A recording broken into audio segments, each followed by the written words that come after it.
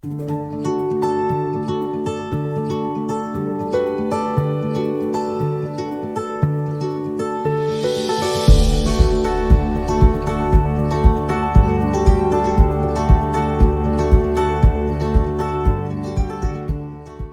parashá Yitro, una cosa que es un poco curiosa, y es que el centro de todo es la Torá. No existe vida espiritual correcta en los caminos en los que estamos hablando nosotros que no esté conectada con la Torá. La Torá es el pacto y las condiciones de ese pacto están en ellas. El pacto entre el Eterno y su pueblo. La Torá es para instruirnos, para que nosotros podamos cambiar rasgos de nuestro carácter que no están bien, para que nosotros podamos crecer. Las herramientas para poder vivir de acuerdo a la voluntad de Dios son los mandamientos, que bien saben, son 613. ¿Y para qué son los mandamientos? Para poder vivir una vida haciendo actos que Dios nos manda. Ahí es donde aparece qué es lo que es bueno y qué es lo que es malo, qué le agrada a Dios y qué le desagrada a Dios,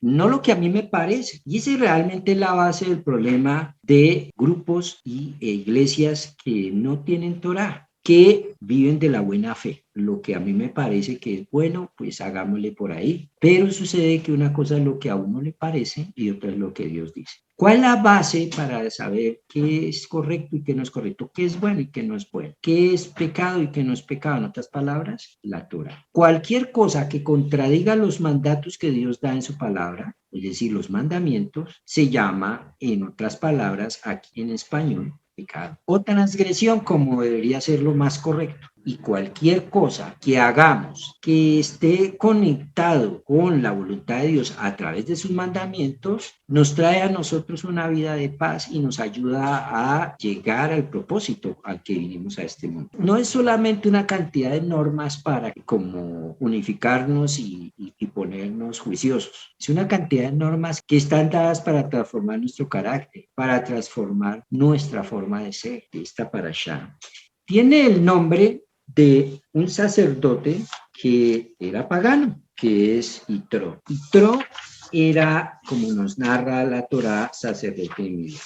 Hay dos posibilidades en esto. Se enseña por parte del Midrash que Yitro, cuando Moshe conoce a Yitro, Yitro previamente había sido sacerdote pagano en Midian y había sido asesor de Faraón. Había sido un hombre entonces que se movía en la espiritualidad negativa. Entonces, con lo que hemos visto de historia, vamos aprendiendo que esta gente se movía en espiritualidad, pero era una espiritualidad contaminante. Hay dos formas de meterse en el mundo espiritual. Por el lado incorrecto, como lo hizo Bilán, como lo hacen los brujos, los hechiceros, como lo hizo esta gente, incluso el mismo Yitro. ¿Por qué era así? Porque esa era su cultura, ese era el medio en el que él había nacido, para él eso era lo correcto. Y hay otra espiritualidad, que es la espiritualidad por el camino del Eterno, que es la espiritualidad a través de guardar la voluntad de Dios. Esa espiritualidad es la espiritualidad de Abraham, de Isaac, de Jacob, de Moshe, etc. Uno puede acceder por un lado o por el otro. Si se sigue espiritualidad sin Torah, el peligro de caer en espiritualidad negativa es muy alto. Por eso verás gente en las iglesias, en el cristianismo sobre todo evangélico, gente que profetiza y habla, pero si no tiene Torah puede caer en adivinación y empieza a moverse al comienzo inconscientemente dentro de las fuerzas negativas, que le empiezan a revelar cosas.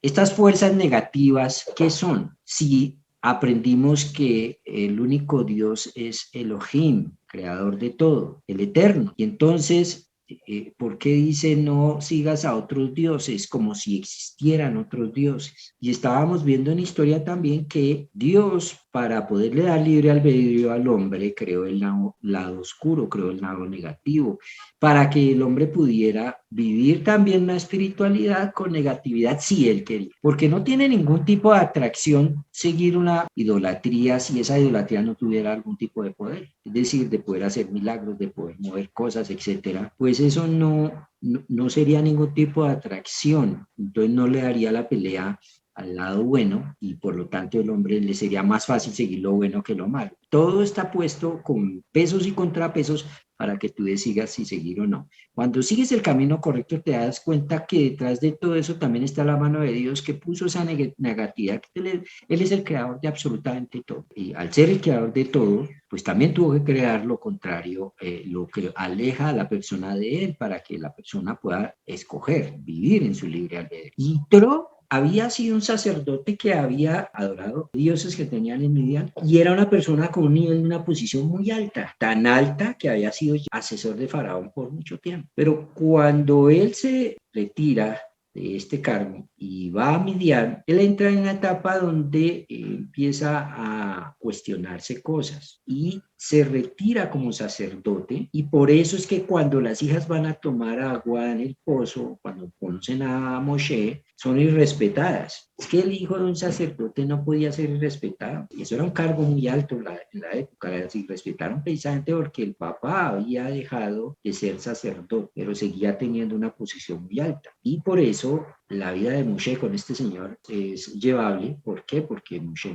no llegó a un sitio en casa donde eran llenos de idolatría. Seguramente tuvo el tiempo de hablarle acerca de el Dios de Israel, etcétera. Esta parashá entonces nos muestra que debiéndose llamar la Torá o debiéndose llamar otra cosa, se llama Yitro porque es la parashá donde además se entrega la Torá en el desierto, que es un lugar neutro, que no tiene una conexión con algo específico, es como si se entregara la Torá en medio del mar en aguas internacionales. No sería de un país o de otro, y eso nos da a entender que la Torá también no es exclusiva de un país, de Israel, no es exclusiva de un pueblo, sino que está abierta para el que la quiera recibir. En este caso, Yitro, que venía del paganismo. Entonces, cuando el sacerdote de Midian, Yitro, abandona la idolatría y va al desierto, era una decisión informada cuando dijo: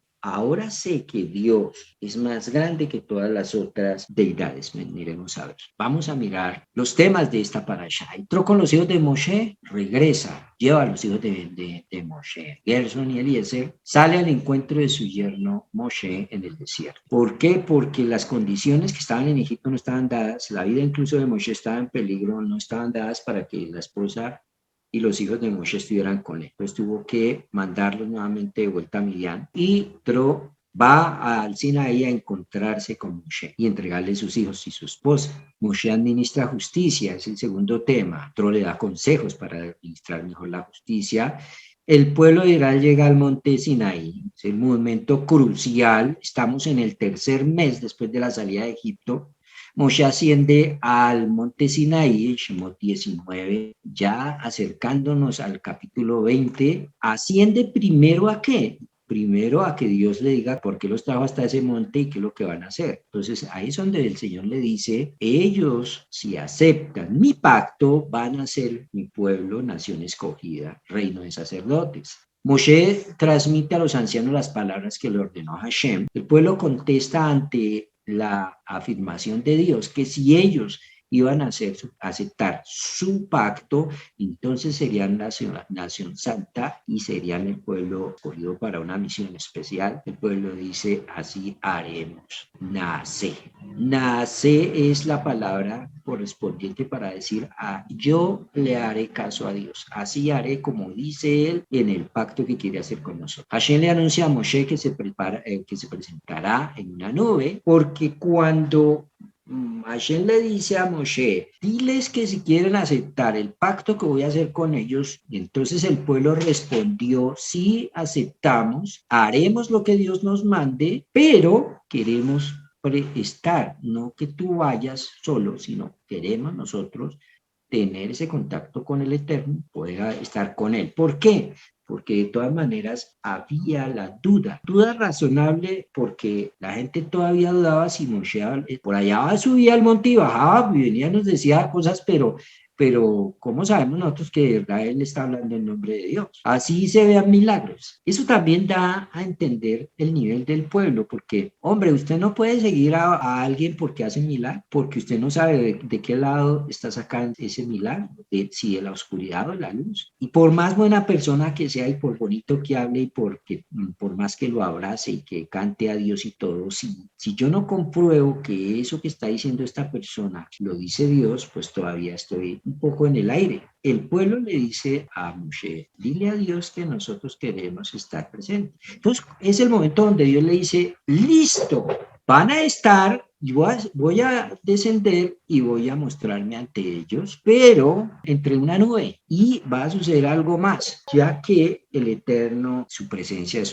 de un voltaje demasiado, demasiado alto para nosotros los seres vivientes. Ni siquiera en el cielo usted podrá ver a Dios. Ellos, ¿qué es lo que tienen en el cielo? La presencia de Dios. Pero todas las imágenes que se hablan en la Biblia acerca de Dios sentado en el trono, con las alas de Dios, el dedo de Dios, la mano de Dios, etcétera, son simples formas de explicar principios. Dios habla a través de ese tipo de lenguaje para que podamos entender. El principio de Emuná, dentro de los 13 principios, es que Dios es incorpóreo, Dios no tiene imagen, Dios no tiene forma. Dios existe por fuera del tiempo que Él creó para nosotros. Dios existe por fuera de la materia que Él creó para nosotros. Dios existe por fuera de las formas que Él creó para nosotros. Y entonces Él le advierte, yo voy a estar entre una nube oscura y desde ahí les voy a hablar. Y deben prepararse porque no puedes estar delante de Dios de cualquier manera. ¿Y cómo es la preparación? Deben estar puros para poder tener esa revelación de ese nivel tan fuerte, que es el nivel de profecía al nivel de Moshe. Y vemos que Moshe es el profeta de un nivel superior a los demás. El profeta al cual Dios le hablaba cara a cara. Cuando hablamos de cara a cara, igual no es que Dios tenga cara, sino que le estaba hablando como cuando uno habla con un amigo. Y para comparación, todos los demás profetas que están en la Torá, incluida la vieja Asha, ninguno hablaba cara a cara con Dios. El único que hacía esto era Moshe. Moshe no entraba en trance para poder hablar con Dios. Moshe no tenía que estar en sueños. Moshe no perdía las fuerzas, no quedaba perturbado por un tiempo después de recibir una profecía, de recibir revelación de Dios. Moshe hablaba con Dios y seguía normal, como en sus quehaceres y en sus labores, y podía hablar con los demás sin ningún tipo de inconveniente. Ese nivel fue al que el pueblo de Israel accedió en el momento de la entrega de la Torá.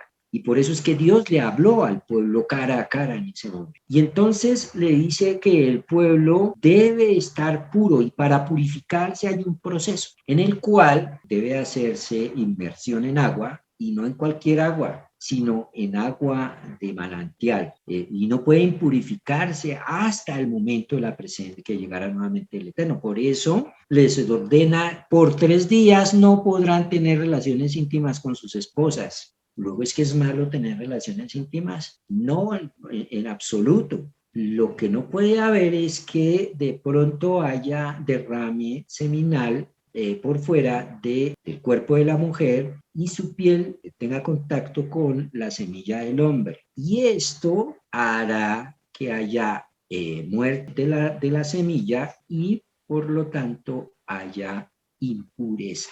Siempre que hay muerte, hay impureza, así sea una cosa muy pequeña, hay impureza y no permite entonces que la presencia de Dios se manifieste. Entonces, por eso les manda, tienen que hacer tevilá y tienen que esperar 3 días porque es el plazo para que si hubo en algún momento este caso que les hablo yo con la semilla del hombre, muera y desaparezca esa contaminación totalmente. Y entonces todos puedan estar listos para poder estar en presencia de Dios. Y entonces Hashem desciende sobre el monte y entrega los 10 mandamientos de la Torah, el 10 de Shabbat.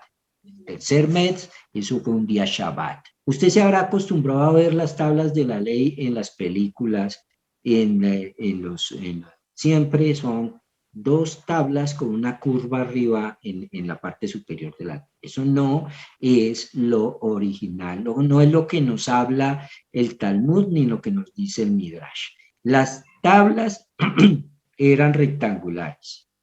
¿Por qué eran rectangulares las tablas? Porque iban a entrar dentro del cajón del arca. El arca es rectangular. Si las tablas tuvieran curva en la parte superior, hubiera una parte que sobraría dentro del arca. Y lo que nos enseñan los sabios es que nada de lo que Dios mandó sobra. Todo debe coincidir exactamente. Las tablas eran tamaño entre más o menos 60 por 60, como por 10 de profundo, o de 60 por 70, que es medio pliego cada una. Y entonces Dios se presenta al pueblo y habla al pueblo. Y esta revelación es tan fuerte que cuando Dios habla al pueblo, nos dice la narración, nos dice la Torá oral, nos dice el Talmud, nos habla también los Midrash y los sabios nos explican que ellos podían ver las ondas sonoras de lo que se hablaba, es decir, podían ver la voz. ¿Entienden eso? Eso es algo que es sobrenatural, eso no puede darse en esta dimensión, no puede haber ningún tipo de forma de explicar que eso está por encima de las leyes de la naturaleza, como también es partir el mar en dos. No podemos eso explicarlo de ninguna manera natural, porque la forma de actuar en estos milagros es la forma con el nombre del Eterno, que es el tetragramatón, que nos habla de un Dios que está por encima de las leyes de la naturaleza. Entonces, el pueblo recibe los mandamientos por la voz de Dios. Específicamente habló dos de los mandamientos y dentro de lo que habló se escuchaban también los otros mandamientos. Una cosa totalmente por fuera de lo natural, espectacular. Ellos veían el monte y en el monte había una nube densa, oscura, en la que dentro habían rayos y dentro de eso se veía un fuego que dentro de eso estaba la presencia de Dios, una forma de Dios manifestarse. ¿Cuántos mandamientos Moshe entregó al pueblo de Israel? La palabra dice en hebreo, Tariach entregó Moshe al pueblo. Tariach es 611. 611 mandamientos entregó Moshe al pueblo, porque los otros dos los habló Dios directamente. Y dio los dos primeros, ¿y qué pasó? Pues la gente, el voltaje no lo aguanta. Cuando Dios habló, el pueblo murió. Acuérdense que la palabra dice que nadie puede ver al Señor, ver en el sentido de tener esa revelación directa y continuar vivo. Entonces ellos mueren, son resucitados, reciben el segundo, mueren, son resucitados, y entonces el pueblo dice, no más, no, vaya Moshe, ya le creemos, te creemos Moshe, ahora sí te creemos. Por eso el Señor dice, diles que suban porque delante de todo el pueblo van a ver mi presencia y te creerán, le dice el Señor a Moshe. Y entonces, no importa, tranquilo Moshe, ya sabemos que es con Dios, ya es tranquilo, no hay muramos. Entonces, ve tú y nos cuentas el resto, los 8 que faltan porque nosotros no aguantamos esto. La gente salió corriendo, se paró, resucitaron, y en lugar de quedarse esperando el tercer mandamiento, salieron todos corriendo, se fueron hasta el campamento de ellos, ellos estaban en la falda del monte. Y entonces el Señor le dijo, tranquilo, ellos te dicen lo correcto, entonces tú sigue hablando. Y la voz de Moshe se reproducía cuando él empezó a hablar los otros mandamientos que faltaban. Dios hizo también el milagro de que todo el mundo escuchara lo que Moshe estaba diciendo del resto de mandamientos que faltaban. Dios da unas instrucciones para la construcción del altar y esto es lo último que vemos en la parashá de Tro como resumen. Preguntas. Dos preguntas claves. Con respecto al consejo de Yitro, el suegro Moshe, su idea es totalmente lógica y aceptable. Sin embargo, la persona más simple y con un poco de inteligencia podrá haber deducido esto. No tengo yo que esperar a que venga mi suegro de por allá y me diga, es que usted se va a desgastar atendiendo a casi 3 millones de personas. Eso es lógico. ¿Por qué la Torá me muestra una cosa como esta? ¿Cómo es posible que al gran Moisés o a los sabios ancianos del pueblo, no se les hubiera ocurrido antes delegar el sistema judicial y descentralizarlo. Otra pregunta, ¿por qué se entregó la Torá en este momento histórico? Es decir, al tercer mes de la salida del pueblo de Israel de Egipto. ¿Por qué no se dio desde el principio a Adán, por ejemplo? O por qué no se le entregó a Noé? ¿O por qué no se le entregó a Abraham? Sino que se entregó al pueblo de Israel completo en el monte de Sinai. Para la primera pregunta podríamos decir rápido que en realidad lo que vemos en Deuteronomio es que Moshe sabía que tenía que hacer eso. Moshe acepta lo que le dice el suegro por respeto, pero él ya sabía de antemano que tenía que llegar eso, pero es que todavía no había sido entregada la Torá. Entonces, como no había sido entregada la Torá, ¿cómo iba usted a nombrar gente para que legislaran qué? Uno legisla de acuerdo a una legislación establecida o a unas normas de una constitución establecida, pues que la constitución no estaba establecida, no había sido entregada la Torá.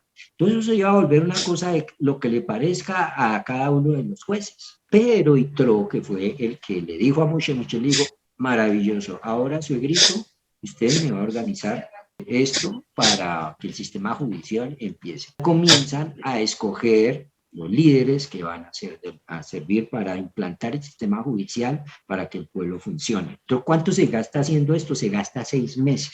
Se nos enseña que Yitro llega antes de la entrega de la Torá, está en todo el proceso de la entrega de la Torá hasta que pasa Yom Kippur, y al día siguiente de Yom Kippur todavía aparece Yitro ahí, es cuando él se va para Midian. ¿Por qué se va para Midian?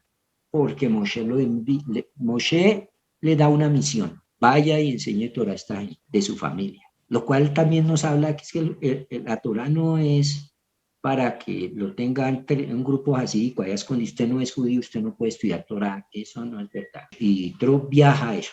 Previamente Moshe le había insistido a Yitro, o te quieres quedar, cuando entremos a la tierra prometida, la tierra se va a repartir como herencia dentro del pueblo de Israel, nosotros le vamos a hacer un campito y le damos algo de tierra regalada para que ustedes habiten ahí. Posteriormente, en los libros de Tanaj, en Jueces, más adelante, aparece que descendientes de Yitro habitan una sección de la tierra de Israel. Yitro en ese momento, él llega y él hace conversión al judaísmo en el desierto. Cuando él llega, él dice, ahora sé que Dios es un Dios grande. Sí, y que el Elohim de Israel era muy grande, pero pues también los otros. Y él tiene que desechar esa idea y crecer y hacer conversión y después ser parte del pueblo de Israel. También como la mamá de Moshe, la mamá adoptiva de Moshe. Batia, ella es la hija de Faraón. La hija de Faraón cuando sale del pueblo se va con ellos y recibe la Torá en el monte Sinaí. La Torá se entrega en Sinaí, un monte que en realidad, pues uno diría, si usted fuera a entregar la Torá, diría, yo la entrego en el monte Everest, que es el más potente, más grande, más alto de todos. Pero lo entrega en un montecito que es el más bajo incluso de todos los que hay en el desierto, mostrando la humildad, que nosotros debemos ser humildes y debemos no sobresalir sobre los demás inflando nuestro ego y cosas por el estilo. Y entonces, ¿por qué no lo entregó en un lugar llano? Lo entregó en un lugar llano porque Dios quiere que nos sirva también el monte como un ejemplo de elevación, que es lo que debemos luchar todos por conseguir en nuestra vida. ¿Y por qué la entrega delante del pueblo de Israel? El pueblo de Israel era un pueblo de 3 millones de personas. Un pueblo de 3 millones de personas es muy difícil que alguien venga y diga, Dios dijo allá otra cosa que no dijo. Es decir, que se invente algo, porque por lo menos hay 3 millones que a alguno le va a decir eso no es cierto, que yo estuve también ahí y eso no es verdad. Si lo que escribió Moshe en la Torá no fuera verdad, entonces, por supuesto, alguien le hubiera refutado. Al revés de cómo nacen el resto de las religiones. El resto de las religiones es un personaje que por allá se metió en la cueva, lo que sea, y salió y dijo que el ángel tal le dijo tal cosa, o que Dios le dijo tal cosa, y ahí arrancó esa religión. Todos creyendo lo que dijo una persona y punto. No, la Torá fue entregada en un sitio donde tuvo acceso 3 millones de personas y donde todos tenían tuvieron el mismo derecho de escuchar y de ver la presencia de Dios y saber que eso que se estaba siendo entregado por medio de Moshe era verdad. Tenemos aquí el plano, nos muestra la salida desde Ramsés, todo esto, la tierra de Gosén, por el pueblo de Israel, ¿no? Donde el monte Sinaí quedaría más o menos en esta zona. La otra, que es muy viable, es esta, donde el cruce del mar fue por acá, por arriba, es decir, el Señor partió fue el mar Mediterráneo. En la opción anterior, el Señor partió el mar del Suez. Ambos pueden ser el mar del Suf, que es el mar de las cañas. Y ambas opciones son serias. ¿Qué fue lo que se interpuso para que recibieran la Torah? Que es la instrucción de Dios. Amalek es el Satán. Entonces, Amalek lo que quiso es que ellos no reciban la Torah. Y es lo que quiere hacer con mucha gente y no le trae la luz de decir, oiga, eso es con Torah. Porque Amalek, raíces de Amalek, la palabra en hebreo tiene que ver con duda. Duda es lo que siembra el Satán siempre. Y ellos tienen que combatir a Amalek. Y aquí hay dos cosas también que tenemos que aprender. Primero, que cuando van a matar al pueblo de Israel y a exterminarlo como pueblo, Dios lucha por el pueblo. Pero cuando la cosa se trata de por impedir que el pueblo estudie Torah, entonces el que tiene que pelear es el pueblo. Fíjense ustedes qué fue lo que pasó en el libro de Esther. A ellos no les prohibieron estudiar Torah. A ellos los que los llevan era a matar. ¿Quién iba a hacer el delito para matar al pueblo? Amán. Entonces, ¿qué fue lo que hicieron? Entonces todos nos vamos a armar y vamos a pelear y vamos a dar la guerra contra Amán. No, lo que hicieron fue orarle al Eterno. Y el Eterno actuó y terminó dándole la victoria. Pero cuando llegan los griegos, lo que quieren los griegos es no matar al judío, sino quiere es desconectarlo de la Torá y de sus valores. ¿Qué es lo que tiene que hacer el pueblo? Pelear. Lo mismo sucede acá. Aquí, cuando Amalek quiere desconectarlo de la Torá que le iban a recibir, el pueblo tiene que entrar a la guerra. Entonces ahí distingamos porque uno pensaría, no, que Dios vaya y pelee por mí. No. Y lo mismo es con usted, querido Javerín. Si hay algo que se interpone para que usted no estudie Torah, usted tiene que pelear. Si hay algo que se mete para que usted no reciba su porción de alimento, etcétera, etcétera, o está en peligro su vida, o cosas por el estilo, Dios peleará por usted. Pero cuando el tema de que si hay algo que se interpone para que yo no estudie Torah es, por ejemplo, me da pereza, no tengo tiempo, puedo leerla para echar por la semana porque pasa esto, porque aquello, por cualquier razón, usted es el que tiene que entrar en guerra. Vosotros habéis visto lo que hice a Egipto, o se ha alzado a vosotros sobre las alas de águila. Aquí hay dos cosas cuando le dice el Señor al pueblo. Lo que hice a Egipto es cómo actuó Dios como juez, como un Dios que castiga, un Dios que es severo, un Dios, ¿qué fue lo que le hizo a Egipto? Lo castigó. Y dice, y a ustedes los alcé sobre las alas de águilas y los he traído sobre mí. Es decir, ahí tuve misericordia. Las águilas, al revés de los demás pájaros, normalmente los demás pájaros llevan a sus polluelos en las garras. ¿Por qué? Porque ellos vuelan a una altura donde no es tan alto y los protegen de que otros vengan y se los quiten de las garras. Pero las águilas vuelan muy alto y entonces el polluelo lo ponen en el lomo. ¿Por qué? Porque es que el peligro viene de abajo. Dios lo que nos está diciendo ahí es que yo los protegí de los peligros como un Dios bondadoso, como Adonai. Y ahora, si habréis de escuchar mi voz y guardar mi pacto, seréis para mí propiedad peculiar entre todos los pueblos, ya que mía es toda la tierra. Entonces, la palabra Becolí está hablando de mi voz. Es decir, si escuchas que mi voz, ¿qué es mi voz? Entonces la gente también igual, antes pensábamos que escuchar la voz era que no, estoy por ahí andando y en un momento a otro Dios me habló. Él no se está refiriendo a eso, porque eso es muy peligroso y es muy etéreo. Entonces, mi voz, ¿a qué se refiere mi voz? A la Torah. Y si guardas mi pacto, permití es mi pacto. ¿Qué es mi pacto? Los mandamientos de la Torah. Entonces seréis para mí propiedad peculiar entre todos los pueblos.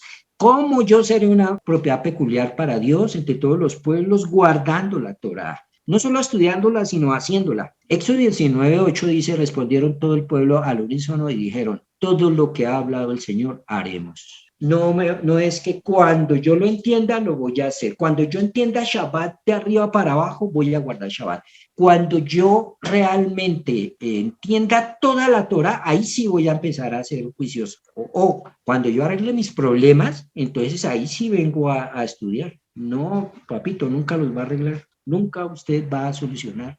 Nunca se va a acercar a ese punto. Los mandamientos, como estudiamos anteriormente, también se leudan. Usted cuando le llega un mandamiento tiene que cumplirlo, lo tiene que hacer ya. Usted tiene que dar una cara, tiene que dar ya. Usted tiene que ayudar a su prójimo, tiene que hacerlo ya, no cuando a la vuelta de pronto un tiempo llega y ese ya se murió. Y escuchar la voz de Dios es estudiar Torah para saber cómo tengo que actuar cuando se me venga el momento dado en cada circunstancia. Dijo Adonai Moshe, aquí que yo voy a venir hacia ti en la espesura de la nube para que escuche al pueblo hablar yo contigo. Y también en ti tendrán fe. Anunció Moshe las palabras del pueblo que le había dicho a Moshe, yo que queremos ver al Señor. Y ahora dice Éxodo 19:10, Adonai dijo a Moshe, ve hacia el pueblo y prepáralos, hoy y mañana que laven sus vestimentas.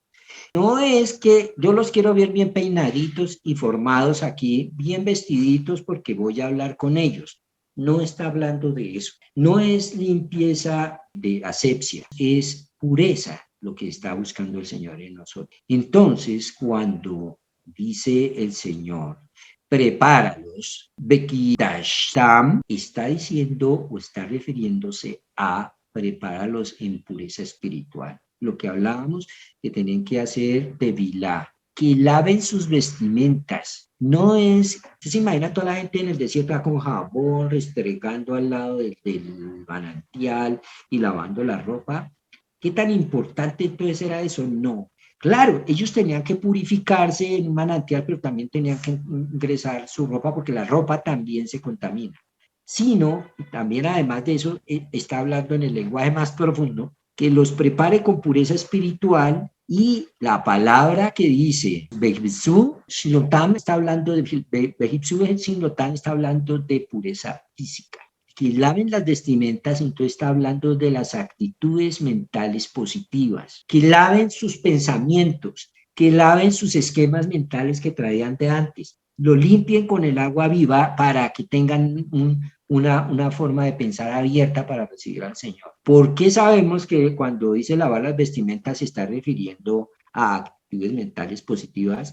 Porque en Eclesiastés 9:8 dice que en todo tiempo tus ropas sean blancas. Eso no quiere decir entonces que yo todos los días tengo que salir con ropa blanca a la calle, ponerme vestidos de paño blanco, no habla de eso, está hablando que sea tu ropa pura. ¿A qué se refiere la ropa en este caso? A mi forma de pensar. Las tablas, si las miramos desde el punto de vista normal, entonces las piedras que hay en el desierto del Sinaí son granito, pero el Midrash no me enseña que sea granito. El Midrash me dice que eran de este material que ves acá a la parte izquierda inferior, que es zafiro. ¿Cómo eran ellas? Aquí están de 60 por 60 y dice que, ojo, el zafiro es transparentoso y que estaban inscritas las letras de los 10 enunciados, estaban en 5 en cada una de las tablas y por cada lado se podían leer, es decir, que traspasaban la tabla de lado a lado, pero al otro lado se le podía leer como, no como al revés, sino como si fuera otro derecho. Entonces eran 2 tablas, cada una póngale que pesara 200 kilos, para lo cual vemos que aquí hay un milagro también sobrenatural sobre Moshe. De hecho, Moshe tiene que levantar a los Cohen, levantarlos y mecerlos. ¿Quién va a tener la fuerza para levantar y mecer a otra persona?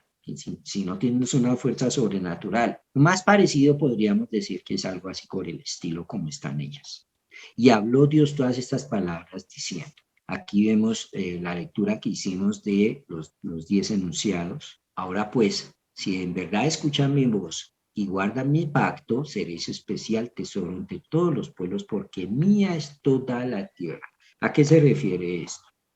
Se refiere a que la Torá, como vimos, encierra los 613 mandamientos. La Torá tiene mandamientos. Y los primeros 2 de los 10 mandamientos, como ya les expliqué, fueron dados directamente por la boca de Dios. Los otros 8 los escuchamos mediante Moshe. ¿Cuál es el factor común que hay entre todos estos mandamientos? Que estos mandamientos están en 2 tablas que fueron entregados en el monte Sinai. ¿Qué simbolizan esas 2 tablas? Esas 2 tablas simbolizan el pacto. O sea, son como las escrituras del pacto que hizo Dios con su pueblo. Un pacto es meramente el término que se utiliza para referirse a un contrato. Es un acuerdo entre 2 partes. Dios pone las condiciones y dice, estas son las condiciones de mi negocio con ustedes, de mi pacto con ustedes, de mi acuerdo con ustedes, y ustedes dicen si sí o no. Ellos dijeron, haremos, listo. Entonces vamos a imprimir el contrato. Las 2 tablas lo que representan es una copia del acuerdo contractual entre Dios y nosotros. ¿En qué sentido pueden ser descritos los mandamientos? Los cuales son principalmente órdenes que emitió Dios, como un acuerdo que fue un negocio. Cuando Moshe ascendió al monte Sinaí, ¿A qué tú vas? por primera vez, Dios envió al pueblo con el siguiente mensaje. Ustedes vieron lo que hice a Egipto y a ustedes los llevé sobre las alas del águila, los traje hacia mí. Ahora, si me obedecen y cumplen mi pacto, será mi tesoro más preciado entre todas las naciones, ya que el mundo entero es mío, serán para mí un reino de sacerdotes y una nación santa. Esta declaración contiene la oferta de Dios. Ustedes van a ser para mí un reino de sacerdotes, una nación santa, lo cual los aparta del resto de naciones de la tierra. Acuérdense que aquí también dice, y mía es la tierra y todo lo que existe en ella, es decir, los animales, las plantas, la tierra completa y las personas que habitan en la tierra, son de Dios. Pero ustedes son especiales, son diferentes, y yo voy a estar pendiente de ustedes, ¿sí? Porque será mi tesoro más preciado. Cuando uno tiene un tesoro muy preciado, uno mismo es el que está pendiente de eso, no es otro. Nachmanides nos explica que el mundo entero le pertenece a Dios, pero Él puso a las otras naciones bajo el mandato de ángeles. Eso también lo explica Lusato. Todo el mundo, todas las naciones tienen un ángel especial y cada persona tiene ángeles que están pendientes de esas personas. Pero Israel no es por medio de ángeles que Dios está pendiente, es Él directamente que está pendiente de Israel. Entonces, él se encarga directamente de las necesidades del pueblo judío y no se las delega a nadie más. Pero esta oferta de jurisdicción divina personal en realidad contiene 2 partes. Además de que Dios les promete preocuparse en este mundo, también les ofrece una entrada al próximo mundo. Alguien que es preciado para Dios.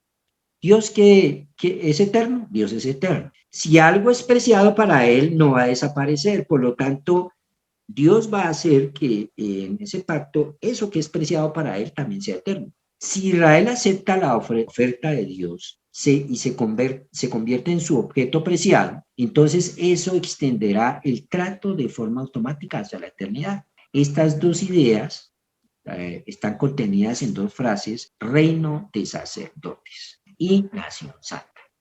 Cuando habla de la nación santa, está hablando del próximo mundo. El sacerdocio de Israel es para ejercer en este mundo. Santo es todo lo que es separado de la fisicalidad, de la materialidad. Por lo tanto, una nación santa es una nación en sentido no físico. Moshe vino y convocó entonces a los ancianos del pueblo y toda la gente le dijo, sí, haremos lo que Dios manda. Eso está en Shemot 17, 7 al 8. Pero había unas condiciones dentro de esa oferta. ¿Cuáles son las condiciones? Las condiciones son los mandamientos que tenemos acá en pantalla. Las 2 tablas tienen 5 mandamientos cada una. Las primeras tablas, las primeras 5 mandamientos, hablan de obligaciones con respecto a Dios y las siguientes hablan de obligaciones con respecto al prójimo. Vean, para poder cumplir con lo pactado, las cláusulas del contrato, si se violan, digamos que la persona violar el contrato, entonces también hay unos castigos. Como cuando usted hace un negocio y si usted no cumple con las cláusulas, pues lo sancionan. Lo mismo es con esto.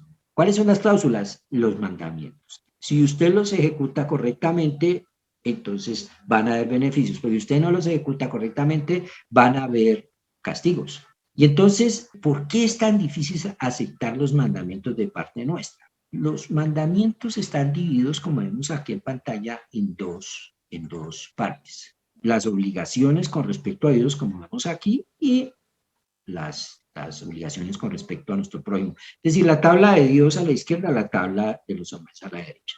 El primer mandamiento dice, yo soy Dios, que está asociado con el mandamiento de no asesinarás. La aceptación de Dios como nuestro gobernante es yo soy Dios. El acto de asesinato representa también una violación de la esencia del primer mandamiento de la tabla de Dios. Bereshit 9:6 dice, el que derrame sangre del hombre, su sangre será derramada por el hombre, porque Dios creó al hombre a su imagen. Entonces, la prohibición contra el asesinato está basada en el hecho de que el hombre fue creado a imagen de Dios. Cuando una persona toma la vida de otra persona, está destruyendo la imagen de Dios. ¿Por qué? Porque esa otra persona también tiene una chispa de Dios dentro de él. El Talmud Sanedrín 46b dice que asesinar a un ser humano es similar a asesinar a un gemelo de Dios. Si en esa persona hay una chispa de Dios, porque ojo que cuando nacemos Dios insufló en todos nosotros aliento, cuando una persona es asesinada, está rebelándose en contra de Dios, el asesino, y está matando la imagen de Dios en esa persona para este mundo. Es decir, que está destruyendo un mundo entero. Y como nos dice Devarim 21, 22, 23, si un hombre comete un pecado cuyo castigo es la muerte, él deberá ser ejecutado y tú deberás colgarlo en un árbol. Su cuerpo no deberá pasar la noche en el árbol, sino que deberás enterrarlo en ese mismo día, ya que una persona que está colgado es una maldición de Dios. El segundo mandamiento dice, no tendrás otros dioses, que está conectado con ese séptimo que dice, no cometerás adulterio. No cometerás adulterio tiene que ver con la idolatría. La prohibición de hacer idolatría es una prohibición en contra de beneficiarse de la bondad de Dios, en contra de su voluntad, por medio de obtenerla, la bendición, pero por una segunda mano. ¿Qué es eso? Beneficiarse de la bondad de Dios sin seguir la política de Dios, sin seguir lo que Dios quiere que se haga. Y como parte del sistema de libre albedrío que Dios le entregó al hombre, él Dios hizo que esto fuera posible. Por ejemplo, la institución del matrimonio. La institución del matrimonio es la bondad de Dios en contra de la soledad del hombre. O sea, para terminar con la soledad del hombre, Dios instituyó el matrimonio y le dio a la mujer como ayuda idónea. Dice Bereshit 2:18, no es bueno que el hombre esté solo, le daré una ayuda idónea. Y aquí también parte el principio que es que la mujer es la ayuda idónea del hombre porque ayuda es alguien que puede agregarme a mí, no que me pueda quitar. ¿Para qué? Para cumplir el propósito al que yo vine a este mundo. Ella, la mujer, es símbolo de la cura divina para el hombre. El adulterio es tomar esta bondad de Dios sin seguir la política de la voluntad de Dios. Y entonces, todo aquel que quiere adulterar o estar con la mujer que no le corresponde, quiere recibir esa compañía, pero no como Dios la ha mandado. Eso en el fondo es idolatría. Todo sistema en el que yo quiero hacer las cosas como a mí me parece, ya es un sistema que está en idolatría. Tercer mandamiento, no jurarás en falso. Está conectado con no robar. Vuelvo y les digo, ¿y qué tiene que ver con no jurar en falso con no robar? Dios es la fuente de toda la realidad. Sustituir la realidad que Dios estableció para con una realidad que no es correcta, una realidad que es falsa, es una perversión del trabajo de Dios. Tal como Dios es la fuente de toda la realidad, Él es la fuente de toda la bondad. Si Dios destinó que Rubén recibiera tal cosa, entonces el hecho de que Simón se lo arrebate también es una perversión de la realidad. Dios nos dio, creó todo y cada cosa para cada persona en singular. Nadie le puede quitar lo que corresponde a otro porque no le va a servir. Eso que Dios dio es para esa otra persona.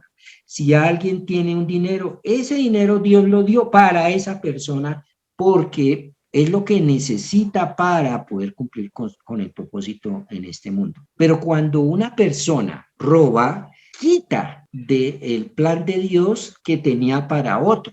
Y entonces pervierte el plan inicial que Dios tenía para él y para el otro. Y eso tiene que ver con la falsedad, con el mentir. Siguiente mandamiento, respetarás el Shabbat. Y está conectado con no testificarás en falso. Y esto tiene también mucho de profundo. La observancia del Shabbat es un testimonio de la creación de Dios. Por eso la palabra dice en Éxodo capítulo 20 sobre Shabbat, observarás el Shabbat, tal. Y luego dice, pues en 6 días hizo Adonai los cielos y la tierra. Entonces hay una conexión. Aquel que observa Shabbat está reconociendo que Dios es el que creó todo lo que existe. Y, por supuesto, el no observar Shabbat es desconocer abiertamente que Dios creó lo que existe. Todo lo que crea y logra el hombre es en realidad una canalización de lo que ya creó Dios, del poder creativo de Dios.